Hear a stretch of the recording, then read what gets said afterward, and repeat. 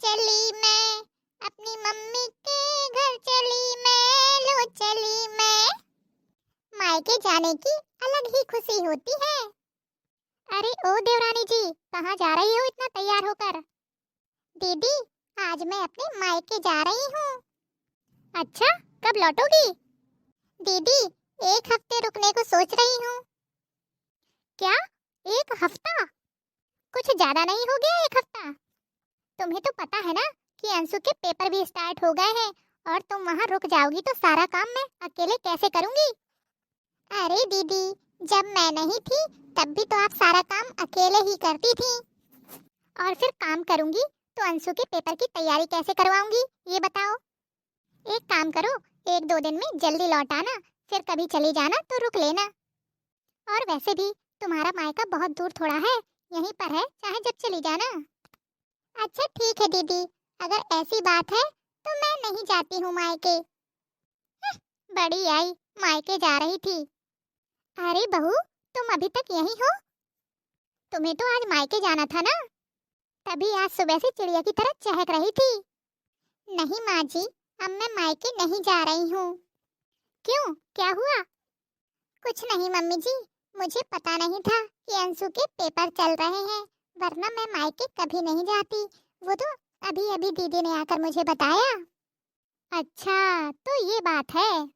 अरे बहू, अंशु के पेपर चल रहे हैं, तेरे थोड़ा है, तू आराम से अपने मायके जा। तू घर के काम की टेंशन मत ले, सब हो जाएगा। सच में माँ जी? हाँ बेटा, मैं तेरी जेठानी को बहुत अच्छे से जानती हूँ। हर बार कोई नया बहाना लेकर आ जाती है तेरे सामने कि तू अपने मायके न जा पाए। नहीं नहीं माँ जी, ऐसी बात नहीं है। अरे बेटा, तुझे तो कुछ दिन आए हुए हैं इस घर में, मुझे तो 10 साल से देखते देखते हो गया तेरी जेठानी को। तू आराम से अपने मायके जा और जितने दिन मन करे उतने दिन रहना। थैंक यू माँ जी, आप सच में बहुत अच्छी हो, दुनिया की बेस्ट सासू माँ हो। बहू, अरे ओ बड़ी बहू, कहाँ मर गई? ये डोकरी तो मुझे चैन से जीने भी नहीं देती। जिंदा हूँ माँ जी। तो फिर मेरी चाय क्यों अभी तक नहीं आई? कब से पूजा करके बैठी हूँ, ला रही हूँ माँ जी। ये लीजिए माँ जी आपकी चाय और भजिया। अरे बहू, सुबह से तेल का खिलाकर मारने में लगी है क्या मुझे? ठीक है माँ जी, तो फिर ले जाती हूँ। रहने दे, अब बना दिया है तो खा लेती हूँ। कितनी गंदी भजिया बनाई है तुमने। अरे माँ जी, अंशु के पेपर चल रहे हैं ना, तो जल्दी जल्दी में सब कुछ नहीं डाल पाई। मन तो कर रहा था कि जहर भी डाल दूं, ताकि इस बुढ़िया का काम तमाम ही हो जाए। क्या बहू, कुछ कहा तूने? अरे नहीं नहीं माँ जी, मैं तो बस कपड़े धोने जा रही थी। सारा दिन बैठे बैठे बुढ़िया फरमाइश करती रहती है, काम का तो कोई आसरा ही नहीं है। एक देवरानी थी मेरा, थोड़ा बहुत सहारा, तो उसे भी मायके भेज दिया इस बुढ़िया ने। तुझे क्या लगता है तेरी बातें मैं समझ नहीं पाती? तेरी अकल को ठिकाने तो लगाना ही पड़ेगा। थोड़ा बहुत देर टीवी देख लेती हूँ ताकि मेरा मनोरंजन हो जाए।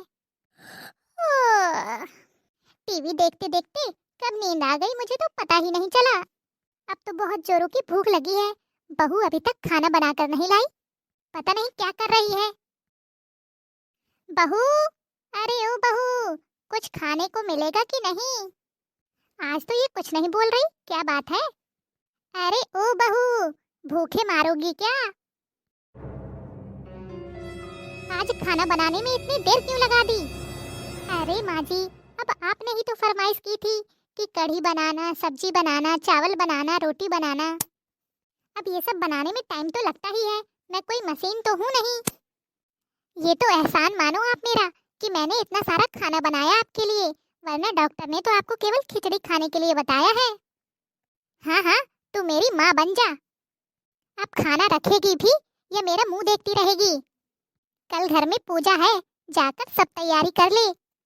और हाँ, रात में ही किचन को साफ करके डाल देना, सुबह से भोज बनाना पड़ेगा। क्या माँ जी, घर में पूजा है, इतना सारा काम मैं अकेले कैसे करूँगी?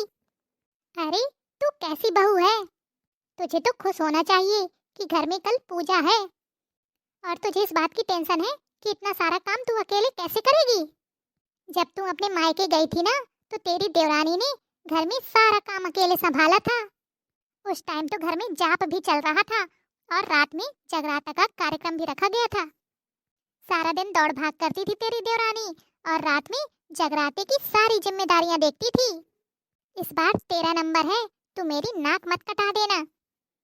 अच्छा ठीक है माँ जी, कोशिश करूंगी कि घर की सारी जिम्मेदारियां अकेले संभाल सकूं।